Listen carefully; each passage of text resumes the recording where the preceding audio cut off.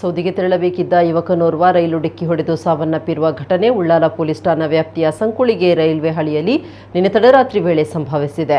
ಉಚ್ಚಿರ railway gate ಸಮೀಪದ ಹಸೈನಾರ್ ಎಂಬವರ ಪುತ್ರ 23 ವರ್ಷ ಪ್ರಾಯದ ಜಾಫರ್ ಮೃತರು ನಿನ್ನೆ ಸಂಜೆ ವೇಳೆ ಮನೆ ಕಡೆಗೆ ತೆರಳಲು ರೈಲ್ವೆ ಹಳಿಯನ್ನು ದಾಟುವ ಸಂದರ್ಭ ರೈಲು ಡಿಕ್ಕಿ ಹೊಡೆದು ಸ್ಥಳದಲ್ಲೇ ಸಾವನ್ನಪ್ಪಿದ್ದಾರೆ.